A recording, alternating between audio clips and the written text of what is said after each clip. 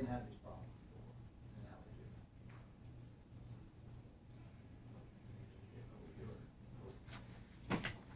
Yep, so you have to go. I'll stick around. Looks like a short meeting.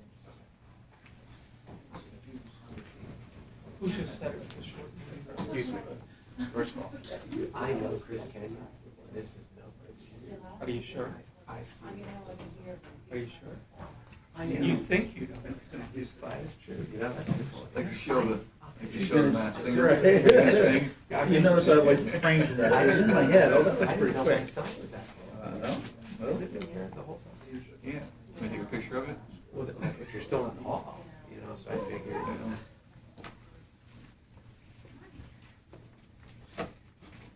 Hey, Maya. How are you? Come in here all smiling.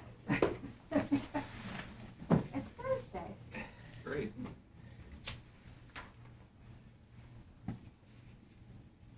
Maya gets behind closed doors and then yells at You're us. live. This is her Well, house. we're on the Okay. live mic.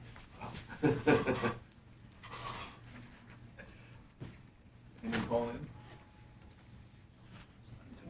I don't think we have anybody that would be calling in today. Okay. Thank you.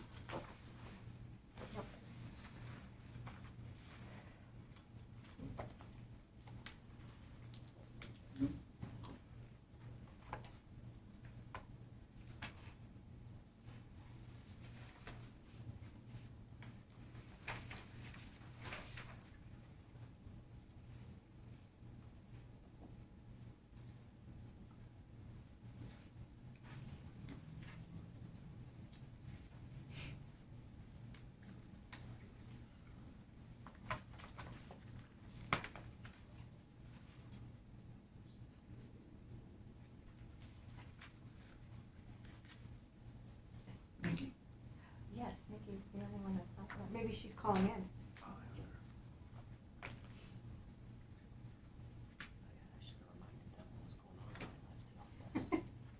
You guys are all just.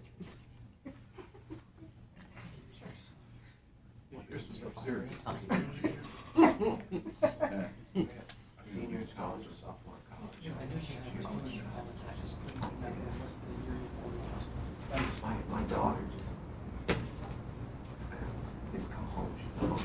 She said, hey, I can do a semester abroad in New Zealand. Okay. And I was like, how about New Hampshire? Good morning, everyone. It's 10 a.m.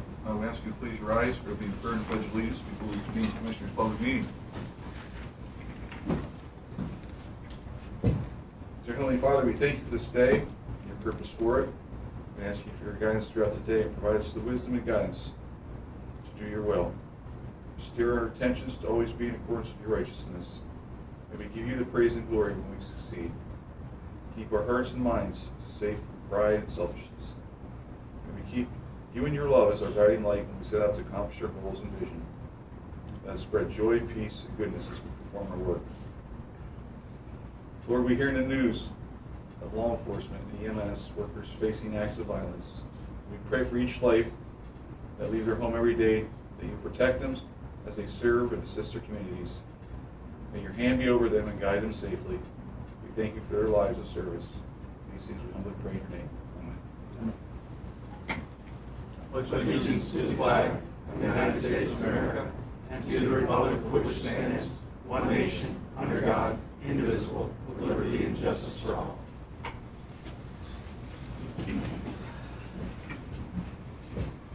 Good morning. At this time, we'll convene the Commissioners' Public Meeting and ask for approval of the minutes of the previous meeting. I will make a motion. I'll second. All in favor, say aye. Aye. Aye. Do we have any public comment on agenda items only at this time? Anything from online? Okay, we'll move on to reports. Kayla, good morning.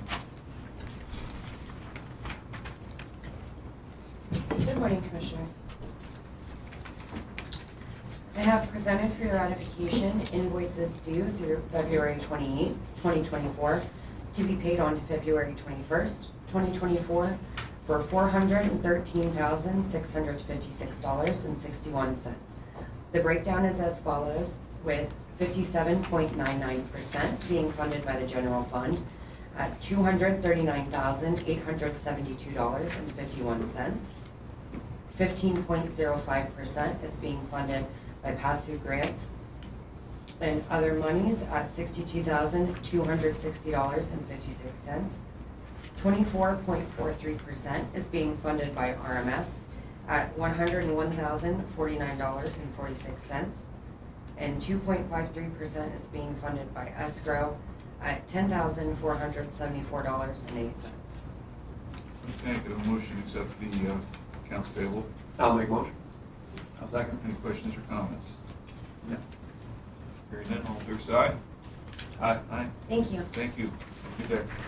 Thanks, Susan. Info items, Jason, Lauren. Morning. Morning. Morning. Good morning. This morning is an informational item pertaining to the county's new recycling program for the batteries. Batteries should not be thrown into trash or recycling bins as they are a fire hazard. The public currently can take rechargeable batteries to Lowe's or Staples, but now the public may bring them to the landfill location. And that's going to start on a Friday, March 1st. Batteries are a fire hazard to collection, from curbside to the transportation to inside the recycling and waste facilities. Last June, the landfill experienced 2 fires at the working base, and they're suspected to be caused by lithium batteries.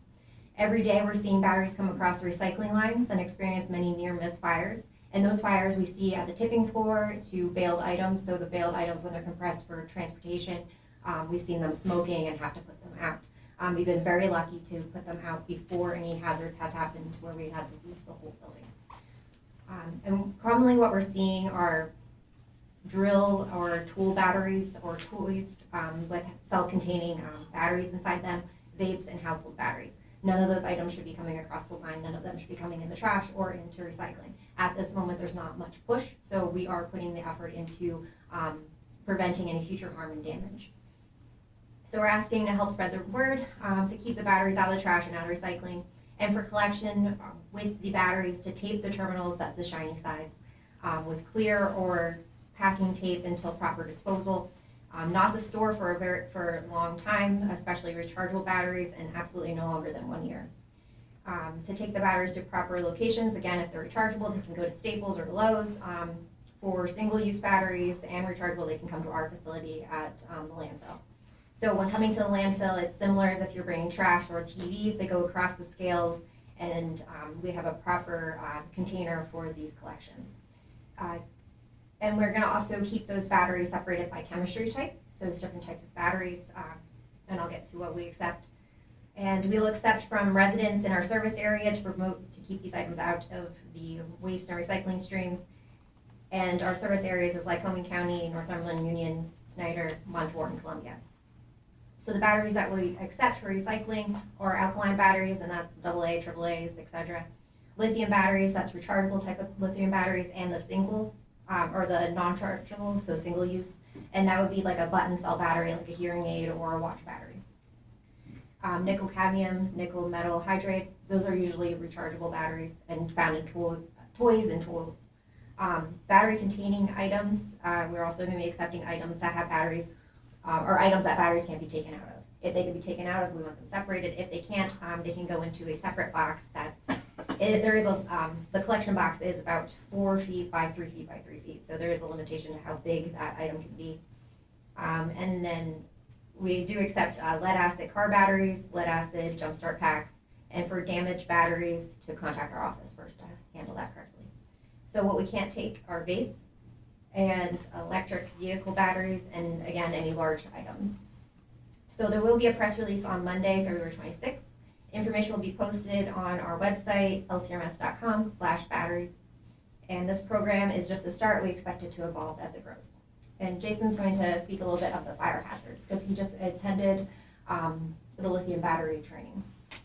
Is there any questions before? Yep, quick question. Yep. You said at the landfill, will they also be allowed to go to the transfer station on 3rd? No. Okay. The nature of these batteries, we don't want to handle them too many times. So we have the collection point is self-contained, and then it's also in a steel drum. Okay. And then for damaged batteries, we have extra protocols that we have to take care of.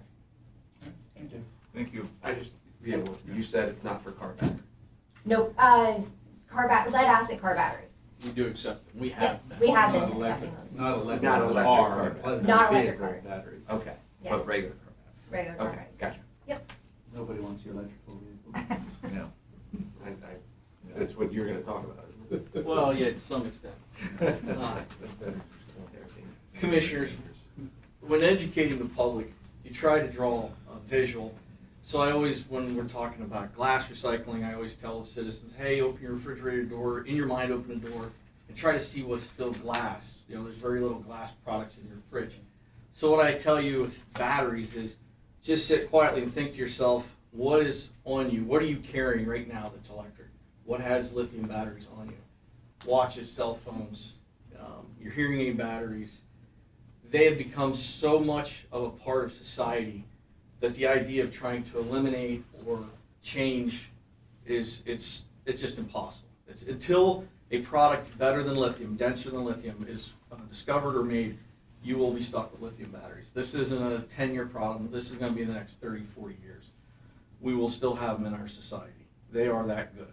Unfortunately, after attending that class that you so graciously supported so that the area fire companies could attend, I now don't even let my watch charge without me being present. I used to put everything on charges and go to bed. My family and I would put my cordless drills on chargers and let them go. And when I get back to them, I'll get them. And that's no more. These things, when they hit a thermal runaway, and that's when they start to break down and create their own fire, they're unstoppable. You're not going to get a fire company into your house quick enough till the damage is already done.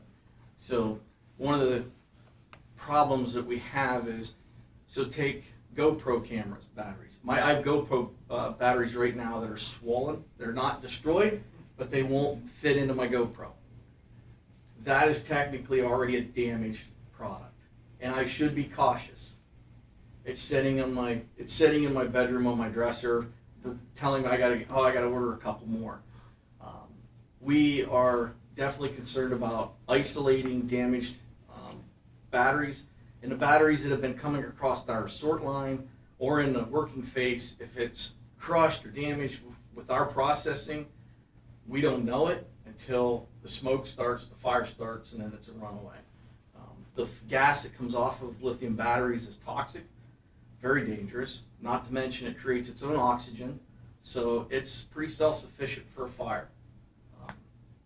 So we, as a group, and I give Lauren credit, she headed up the committee or the team at RMS to run this and put this together, come up with options, instead of just telling people, no, you can't do this with it.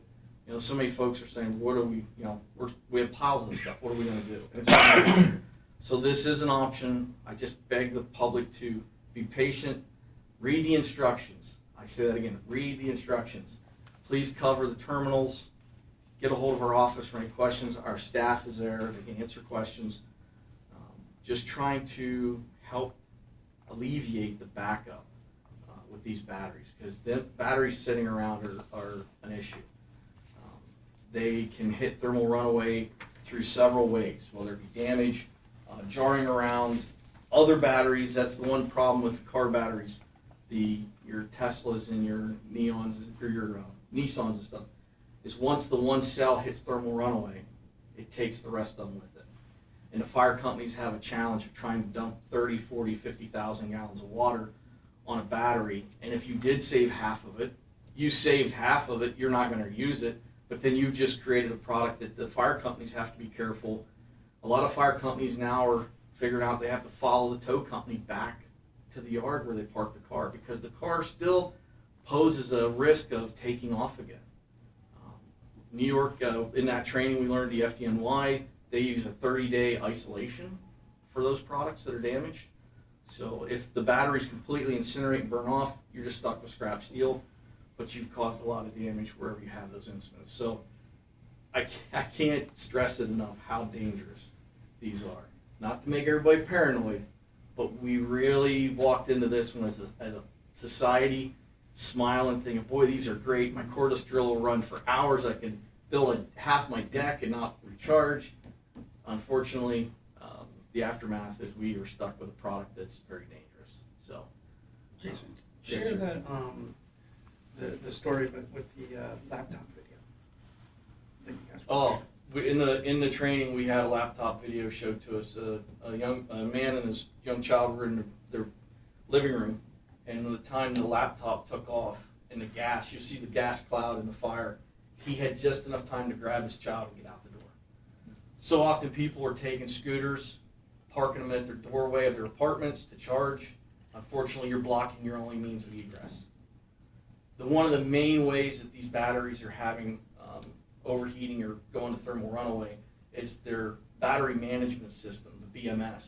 Battery management system is letting an overcharge take place. Overcharging is one of the key ways that these batteries take off. We demonstrated that. Mr. Losel was kind enough to let us use his can yard just up from the Farrington place, and the instructor set off 4 small cells by overcharging, and I mean they take off.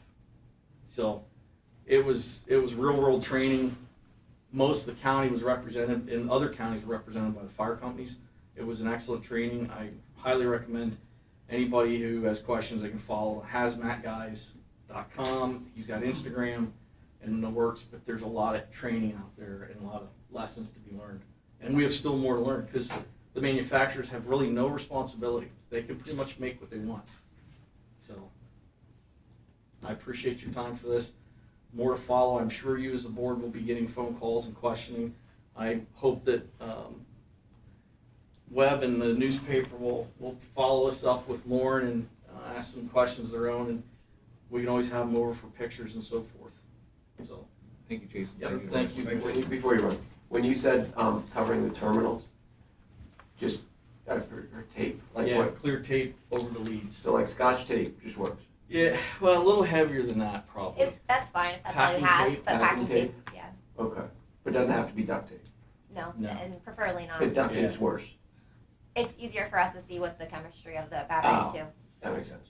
And so I'm not supposed to put my drill charging battery and just let it sit there because it's been there a while. Yeah.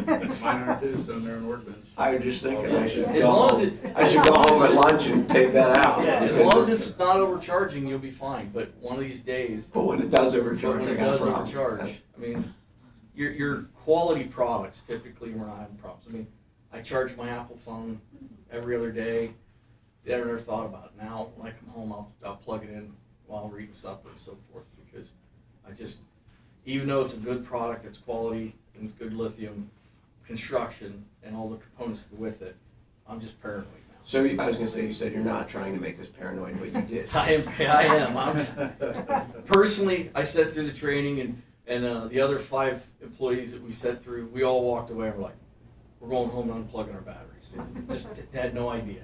So, and there's just a ton of videos online you can stream of folks that have instances where the cars caught fire in their garage, their scooters, everything. So, all right. I appreciate your time. Thank you, Jason. 1 second. Yes, We have sir. a question from the public. Did they say anything about like charging stations for cars? Are they susceptible to overheating? Because if I remember correctly, my brother had an electric car and he stopped using it. Charging station was still in his garage, and it caught fire, almost burned the entire garage down. It's possible. They didn't really go into that so much as they just talked about the smaller devices. There is just a myriad of scooters, electric bikes. You know, we're a community that we're rather, our geographic makeup of Lycoming County being the largest county, we have a lot of rural areas, so most people aren't getting out on an electric scooter. Whereas if you're in your municipalities, you're denser populated, a scooter is a pretty easy way to get around. It's just what quality of product are you buying, and are you watching as it charges? So, anyways, thank you so much. Thank you, Jason. Personnel actions. 1 second. Lauren, thank you for taking the lead on this.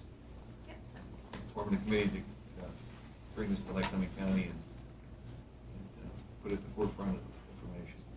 Thank you. Okay, go ahead.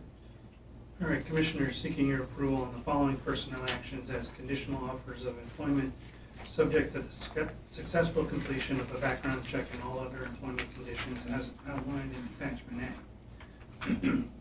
In juvenile probation, Marquez Delgado, juvenile probation officer, full-time replacement, $21.81 per hour, 75 hours per pay period, anticipated start date March 4th, 2024. In the pre-release center, Leah Bathurst, resident supervisor, part-time replacement, $18.64 per hour, not to exceed 1,000 hours annually. Anticipated start date March 4th, 2024. And in resource management services, Brian Kinney, equipment operator, full-time replacement, $19.62 per hour, 80 hours per pay period. Anticipated start date February 26, 2024. Okay, can I have a motion to accept the personnel actions? I'll make a motion. I'll second. All in favor, say aye. Aye. Hereby carried. At this time, we'll adjourn the Commissioners' meeting and convene the salary board.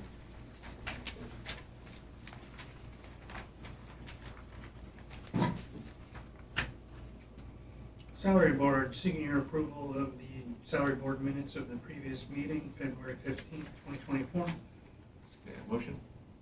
I'll make a motion. I'll second. All in favor, say aye. Aye. And salary board, seeking your approval of the following salary board actions as outlined in attachment B. There's some information missing on here. It's for long-term vacancy coverage, 5% override for Emily, since we have 3 accountant positions and only 1 body. Okay, I'd like to make that motion. okay, have a second. I'll second. All in favor, say aye. Aye.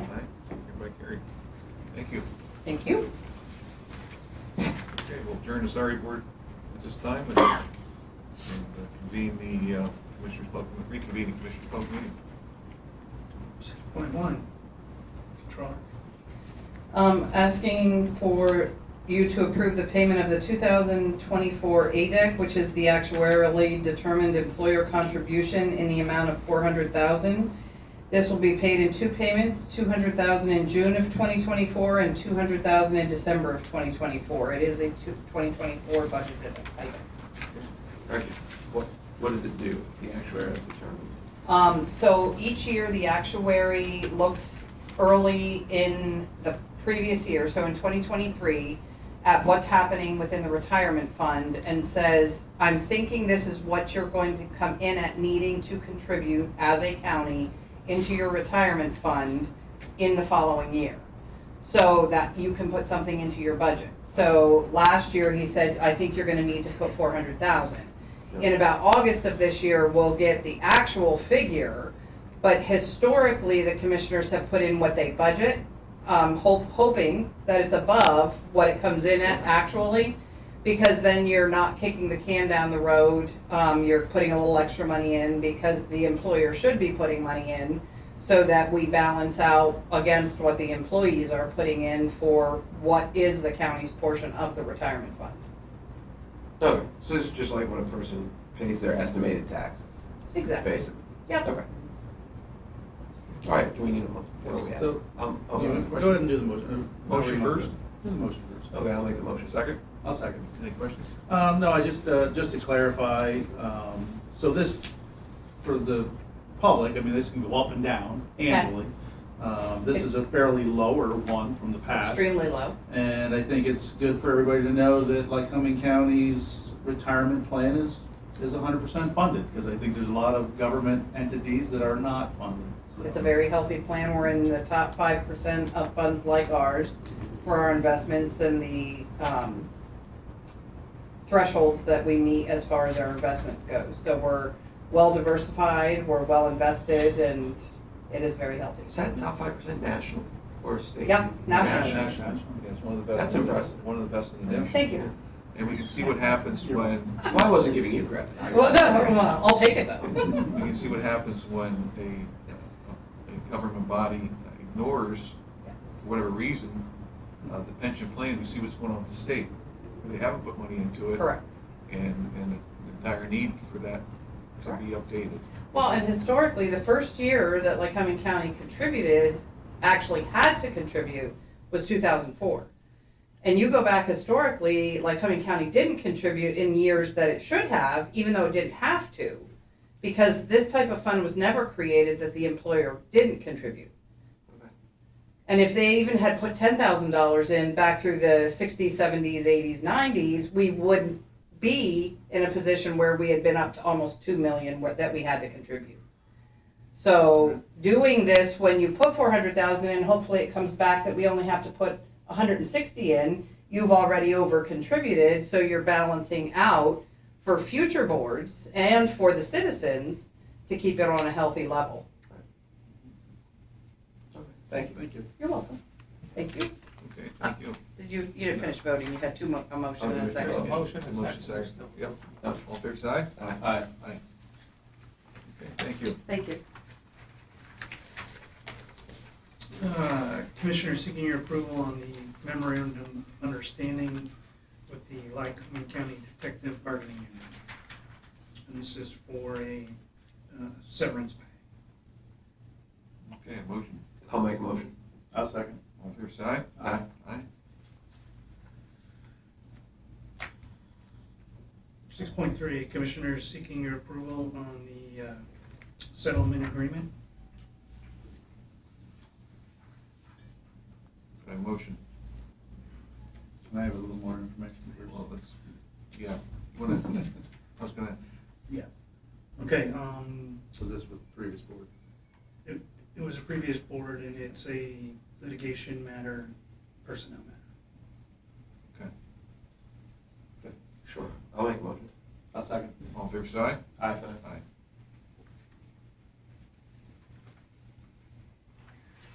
6.4 through 6.6, Maya. Do you want to address 6.5 I will. first? Okay. Yep. All right, we'll skip to 6.5. Commissioners recommend that we table 6.5 because this action is still in negotiations. Okay, so, motion to table, Yeah, I'll make the motion. I'll second. all fair side? Aye. Aye. Hereby table. Now, 6.4. All right, thank you, Matt. 6.4, vote to approve the list of agreements approved by the Director of Administration for the month of January, and there were 8 contracts, all which were budgeted for. I'll make, oops, are you guys? I have motion. Yeah, I'll make the motion. I'll second. All fair side? Aye.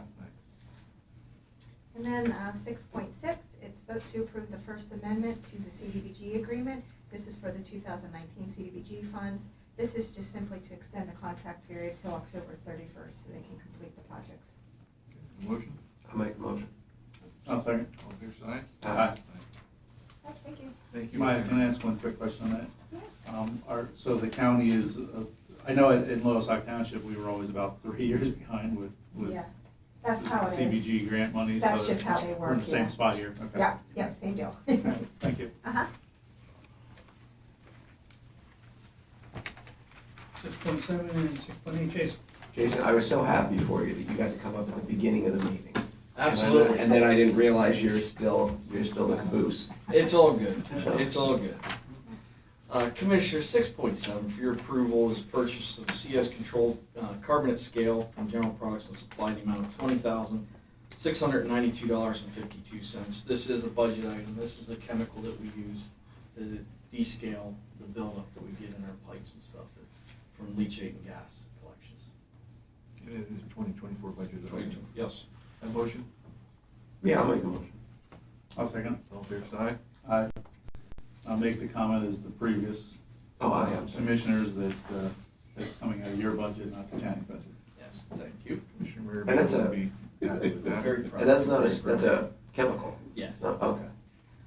Commissioner, 6.8, approve the purchase of radio repeater system for inside the recycling building from Keystone Communications, the amount of $29,947.60. And this is part of the 2024 budget that we presented to the Board of Commissioners for approval last year. This repeater is going to, everybody who's been part of this team has expected this will complete the communication gap that we have in that area.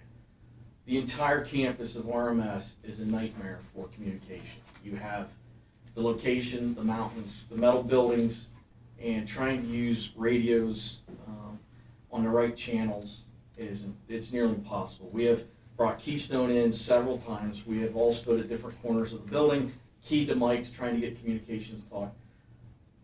On a normal basis, this is it's hard on production. It's hard to get the operators know where who's at doing what. But when it comes to the safety aspect, that is the worst. And I noticed it myself when I turned. We had a medical issue with the work release person a while back. I went to hit the repeater, hit the channel on my radio, and I couldn't communicate with people inside the building and out trying to decide when the ambulance was showing up. So it has been a very big frustration with our staff at the recycling center, and they have been super patient with us. I've tried to exhaust every cheap option or avenue without having to spend the money for the repeater, but it has just not worked. And unfortunately, with the repeater, we will also have to then, in that purchase, we'll be getting another frequency that will be inside for that repeater system. So it will be inside the building, and it will eliminate the black zones, the cutouts, whatever you want to call it, where we can't talk to each other. So. Motion? I'll make a motion. I'll second. All fair side? Aye. Aye. And again, I'll just repeat that that's an RMS budgeted item. Yes, and thank you very much for that. I also would like to congratulate Lauren Strasser for her 10-year service here. I did already give her the pin, but she's been with us for quite a few years, and she's a great asset, so thank you. Congratulations. Thank you. Commissioner comment? Do you have any? None. I don't think I do. Okay. Do you? That's the question. Do you? No. Comments from the public? From the audience? Yes, please. Ask you to please keep your comments brief and to county issues.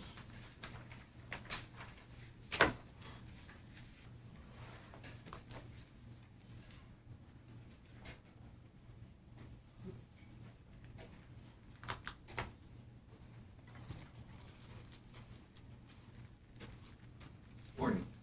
Morning, Tom Adams, Williamsport.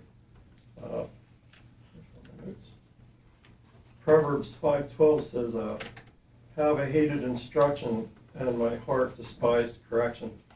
And we see a lot of people with that attitude today.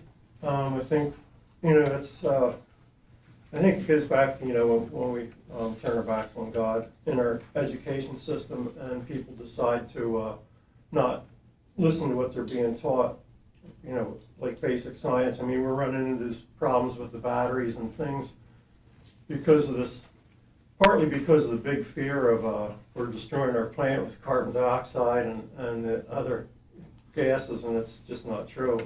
And this is some of the results, the destruction of sense, and now we see our environment really being damaged by an industry that's just not really viable. Electric car especially, and there's room for electric. Don't get me wrong, but when we take away our fossil fuels and continue for that push, we're destroying ourselves. But what I really get to is today's Washington's birthday, and this is look back into history. In the winter of 77 to 78 is when he crossed the Delaware. And he had the battles of Princeton and Trenton, and when he came back, he went back into Valley Forge. They started in camp on December 19th of 77, and it broke up June 19th of 78. And he took 12,000 men with him. 3,000 died, either of sicknesses, disease, maybe a little bit where there were Trenton and Princeton, but not too many, and across in the Delaware. But they were dying from smallpox, typhoid, pneumonia, exposure, and just a great sacrifice. But in his diary, he wrote, this is, some of the history. Every day Washington would walk among the troops to encourage them and keep up their morale and keep on, a good face. But what he wrote in his diary was completely different. He witnessed 12 to 20 soldiers die every day. Malnutrition, sickness, starvation, exposure. He wrote he never saw, never read, or heard of such sacrifice. the greatest degree of patriotism he had ever seen. In his final orders at Valley Forge on May 2nd of 1778, he couldn't express his appreciation of their sacrifices, but while we are zealously performing the duties of good citizens, soldiers, with all this sacrifice, we certainly ought not to be inattentive to the higher duties of religion, to the distinguished character of patriot. It should be our highest glory to add the more distinguished character of Christian. And this is the one thing we're not taught about our history. The American Revolution wasn't called the Revolution until later. In the mid 1800s, they started calling that. It was actually, they referred to it as Civil War. And their biggest problem was with the king using the system of divine rights of kings, the doctrine that he thought was in the Bible, that the king is above every other authority on the earth and can take control and doesn't have to listen to decent, like even their own constitution. And so that was their biggest thing. And the Patriots' reply to that was, no authority is higher than King Jesus. And so what we learned is that only Christianity will give birth to true liberty. And when you study history, that's just the fact of the matter, whether you believe it or not. But if you really take a study of it, but I encourage people to look at Dave Barton's stuff on wallbuilders.com. He's an American historian. Thanks. Thank you, Tom. Thank you, Tom. I did forget that it was Washington's birthday, by the way. He's most famous for his crossing the Delaware, but there's a story right at the beginning of the Revolution where his troops were in New York and they were pinned. Because they were some part of New York City, I don't know where it was, but there's so much waterways and so many islands. But the fog came in. And so the British didn't advance because they couldn't see, and they figured we'll just wait till morning until the fog burns off. And it was, they got them out with fishing boats. And because they woke up in the morning and the troops were gone because they'd spent all night using private. It's very much like the movie Dunkirk, if you saw Dunkirk with what they did. And I saw and this was like really just a couple weeks or months into the war, because I think I saw it on the History Channel. They said the war would have been over had they not used, had Washington not, A, the fog, and B, but the use of private fishing vessels to get the troops out. And we would have lost the war like that quickly. So it was an interesting story that I didn't know. Everyone knows of crossing the Delaware, but this is an interesting story too. Yeah, it was fascinating. Very interesting. Okay. All right, that's it. Anybody else from the public?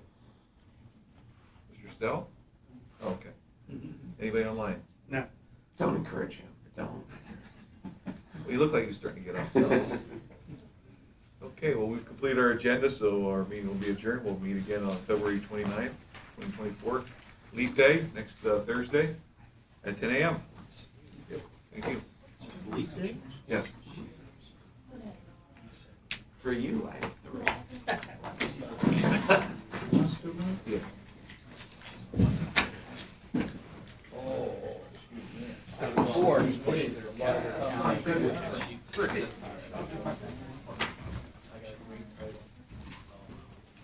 As well,